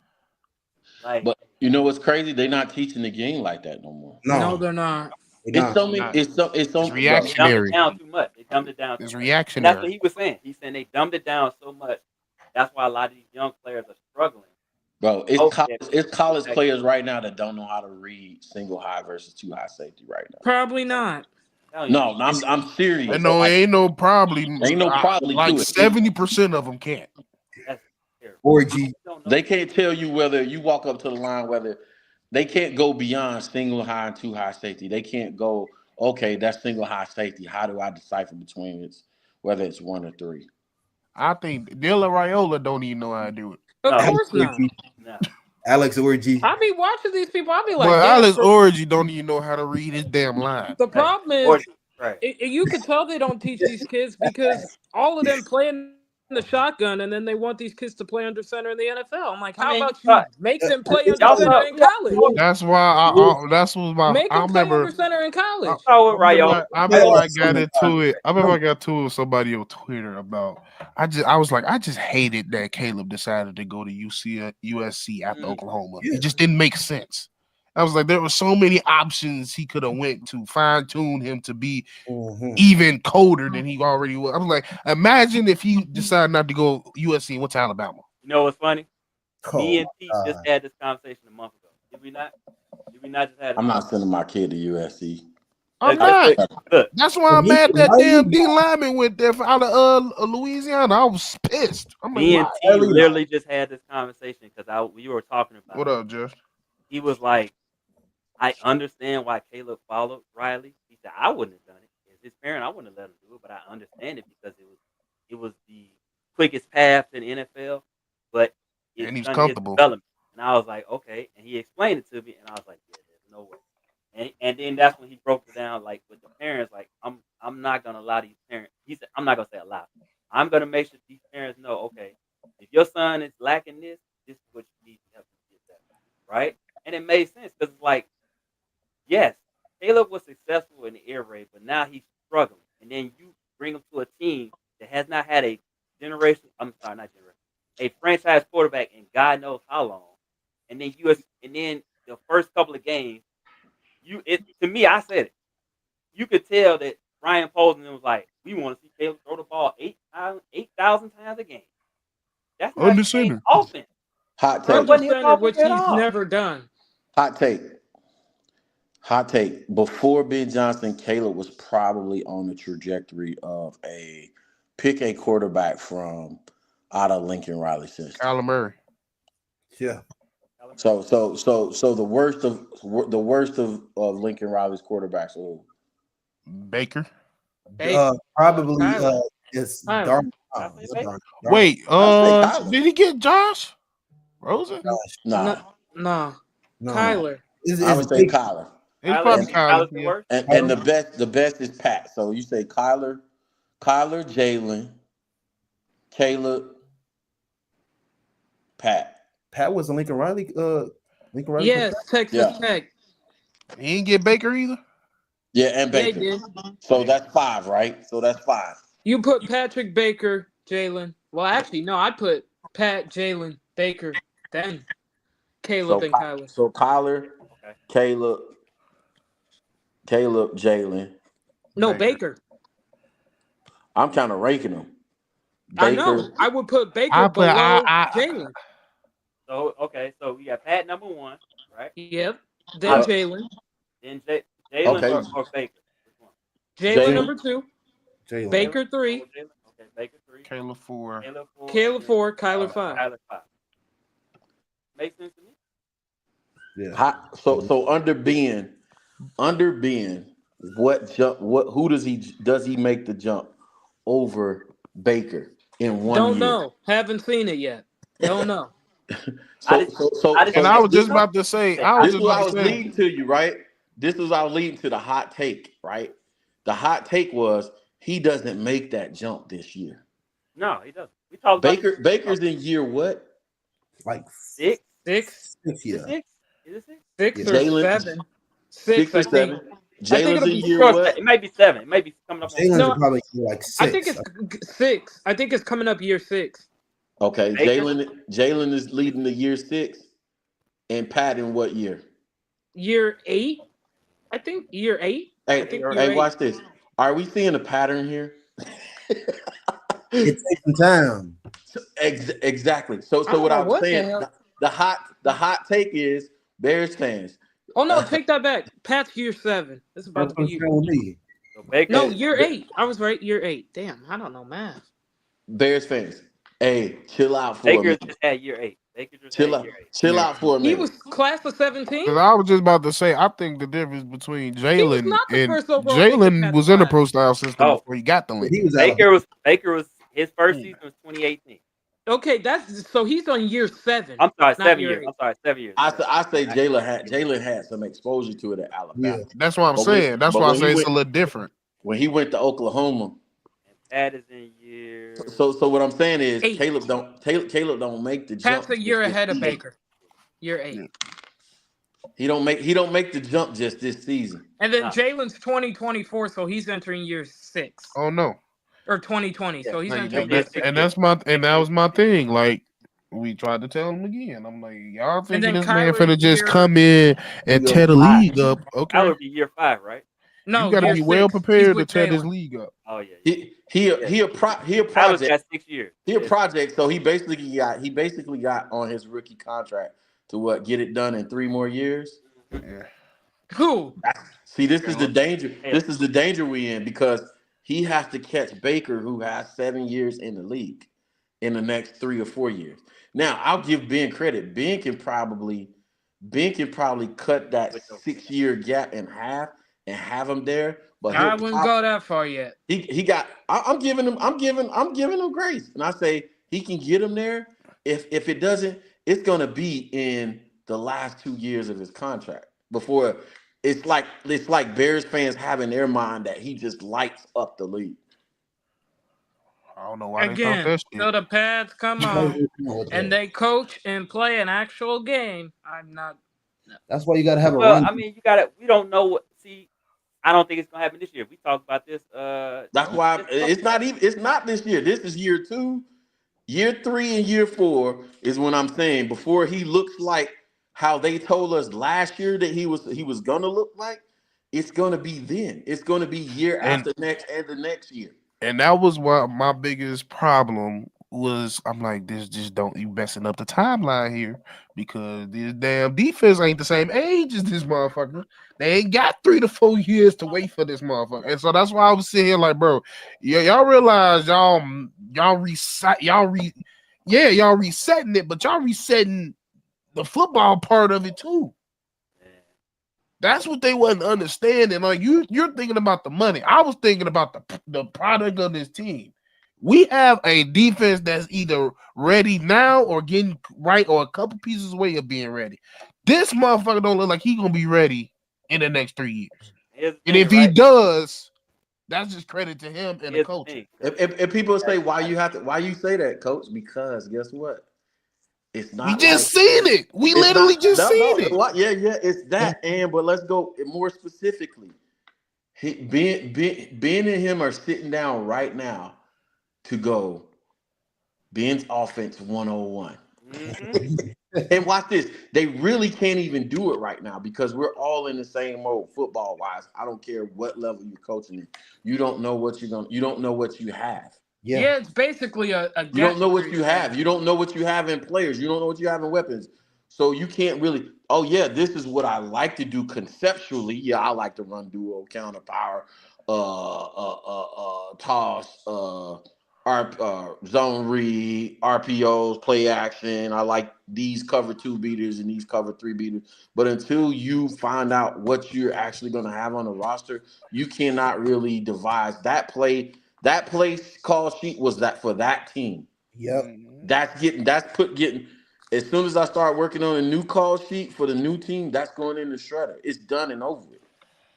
Because that was catered to the players that was on that team. Now I have to go to the next team and say, wipe the slate clean. What do we have? Do I have a running back that's a power runner, or I have a scatty back, quick twitch back? Can he catch out of the backfield? Do I have a good fullback or a tight end that can play fullback? Can they catch out of the backfield? Oh, do I have a good offensive line? What do I have at the X? What do I have at the Y? What do I have at the Z? Can they catch? Are they vertical threats? Are they speed threats? Blah, blah, blah. Okay. You know what I'm saying? Can my offensive lineman pull? Can they pull? Can they pull? Blah, blah, blah. Okay, now I know what I can get away with. Well, I mean, we're gonna find out, y'all. We're gonna find Yeah. out. I don't know. It's a great show, y'all. Appreciate y'all. I gotta get up out of here because I gotta get the little one. But it was a great show, man. Hopefully y'all can come back here soon, man. We're gonna talk it out. But, I don't know if we're gonna do it every week. Yeah, we might go on a little break. Yeah, so we'll let it know. Maybe pop back for the combine, I guess. Yeah, maybe. Yeah, we'll definitely talk about it. Hey, if y'all don't understand, we probably would have been on here for 3 hours. For real. I got to get up out of here. My son and my wife. We appreciate Well, y'all. happy Valentine's Day, everyone. Yeah, enjoy your holiday. We definitely probably not gonna do it. We're not gonna do a show next week. It's President's Day. Y'all enjoy your holiday. If Don't it make changes, don't make no babies. right? Yeah, Right. Don't make no babies. if it changes, we'll let y'all know. But you know what I'm saying? If you don't see me before then, you could wish me happy birthday in the comments. My birthday is the 28th. 28th. 28th. I already knew that. How'd you already know that? You stalked me? You never know. You never know. But yeah, well, we'll probably be back on before then. That'll be 2 weeks. I got people. Yeah, because I'll be at the combine for my birthday. So we definitely gonna talk about that. If y'all get in tune with Zay and Elise and Steve-O, make sure y'all follow them on All I got to say is they not like us. I like us. Make sure y'all follow them. rest in peace to Virginia McCaskey. Oh yes, yeah, rest in true. peace. Yep, thank you for reminding me. Yes, rest in peace to Virginia McCaskey. We're gonna see what the organization does going forward. They're gonna go add. Sounds like it'll be add. George until they can find a part owner for him. So we'll see. I think I said this on the I said this the other day in your space. I think it's people that's been laying in wait, waiting on the bring the offer. They just had to wait for Virginia to go on the break. So I wouldn't be surprised if all of a sudden you start hearing, hey, this guy wants to be in all. Yeah. So just don't be surprised if you start seeing a bunch of people trying to buy into the Bears. So with that being said, we appreciate y'all for tuning in. Thank y'all for liking, commenting, and subscribing. For those who subscribe, make sure y'all following everybody. Until next time, love y'all. Peace, be safe, stay warm. Peace out. I got a notification. I be mentioned. I'll let y'all. Peace. Bye.